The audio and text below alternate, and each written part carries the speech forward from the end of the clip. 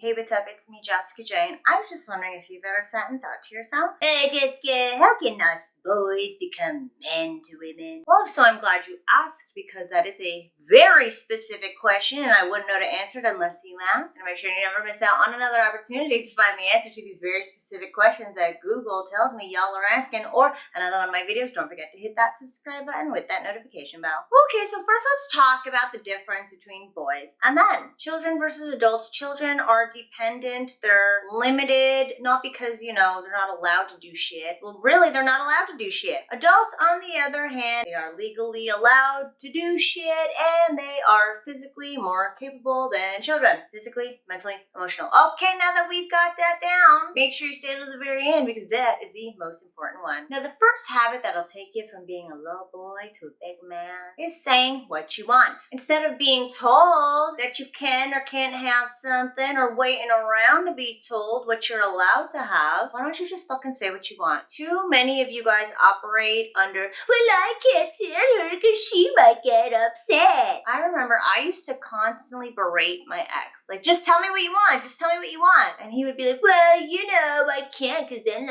you'll say that it's like this. Like, bro, just own what you want for yourself, say it, and be okay with it. Because you're capable and you're allowed. Again, kids wait around to be told what they fucking want, but you should know, and if you don't know, you should find out. Number 2 is letting go. I don't know if any of y'all have kids or have ever come across a kid that is like 2 years old, but kids hold on to things like it's theirs because it's a part of their identity and it's a part of their growth process to find out what in the world makes them them. And a lot of times, that's why the terrible 2 is like, mine. However, if you're a man that's like that, like, I gotta have her, Jessica. Now what you're doing is you're being possessive. You're actually treating her like a thing, and you are very incorrectly associating her presence in your life or her choosing you to be in hers with being a part of your identity, saying something about your worth, and that's just not the fucking case. Real men let go. If you come across a girl and she doesn't like you, why would you be like, no, how do I make her like me? Real men are just like, okay, shit, why would I like a girl who doesn't like me? What a loser. Number 3 kind of goes in line with number 1, but it's putting yourself first. Kids are taught to obey, to listen to their parents, listen to their teachers, be kind to other kids, which is all good and fine. But as adults, you shouldn't have to sacrifice anything that you want for the sake of someone else, or sacrifice your happiness for the sake of someone else's. Putting yourself first makes us women sense that you are a fucking leader, because leaders go first. We don't want a guy that's gonna wait around and be like, well, what do you wanna do? Or even, I'm interested in women who are interested in me. Nah, dude, going back to saying what you want, or at the very least knowing what you want, you need to be able to lead the charge in your life. And doing so means asking yourself what you want first, what makes you happy first, because only then will women fall in line with what you want. Number 4, I literally just said it, it's leading your life. Now, are you leading your life, or are you a slave to your work and what other people expect of you and what other people want and clients and family members and any guy that is a slave to the, oh God, I have all these things I have to do. I can't do this. I can't do that. That's a very reactive boy. Little boys, children, are reactive to their environment, whereas adults, men, are proactive in their environment. Again, this means that whatever you say you want for yourself in your life, it fucking happens. You make it happen. Ooh, just thinking about a man like that, that's sexy. Any guy who's sitting there and is like, yeah, I can't be the leader.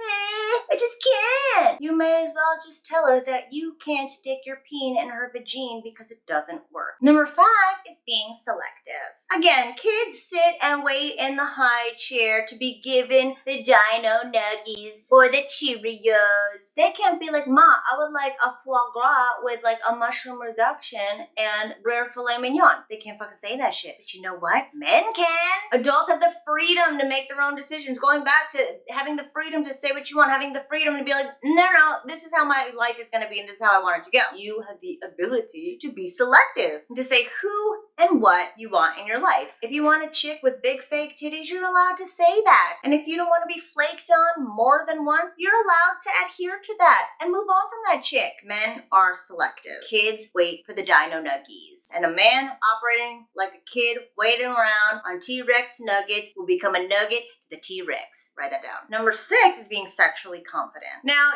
not for nothing, there's a lot of rhetoric around shaming boys when they're going through puberty, he's got a porno, how cute! But men, they fucking own the fact that they've got one and that it gets hard for women. Whereas boys are kind of ashamed to start becoming sexual beings, men are damn proud of it. I can't tell you how many clients I have that are like, I don't want to be I'm not a sexual guy.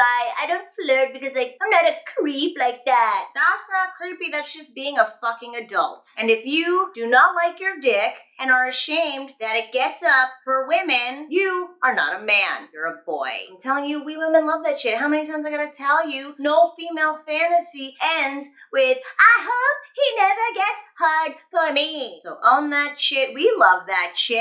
And don't be ashamed of it, because only little boys are. And you know what? They really love it too. I guess boys going through puberty. I don't know. And number 7 is going after what you want. I talked about this idea of owning what you want, knowing what you want, but men actively get what they want. Boys are reactive. They wait around to get fed, whereas men go out and fucking feed themselves. Not for nothing, if you are not exhibiting any of these habits in your everyday life, it's probably because you just weren't taught how to do it, and that's totally fine. We were all raised completely differently. It's why some guys are pretty good when it comes to women, and other guys really fucking suck. I've got clients that are fucking dynamos in their careers, through the life of the party with their friends. When it comes to talking to women they want, they become all limp dick and shit. I've also met amazing men who are amazing with women but suck at everything else in their life. Because here's why. Being good with women is just one facet of your personality, and it is a habitual thing. And if you're able to ingrain these habits in yourself, when it comes to women, women will start doing the work to have you. I talked about being the leader. I talked about being the one who goes first. When women sense a leader, we automatically follow. It's just our human nature, all right? Talking about the T-Rex again, we don't want to get fucking head chomped and shit. So we're going to find the guy that's going to help us keep from getting head chomped. So if you know you need a little more assistance exhibiting this habitual attraction of women, where how you are and who you are in your everyday life is just bringing these chicks in left and right without you having to change anything about who you are at your core, where you don't want to have to fucking talk more, you don't want to go to bars and clubs, you don't want to get rejected anymore, make sure you sign up for my free masterclass while it's still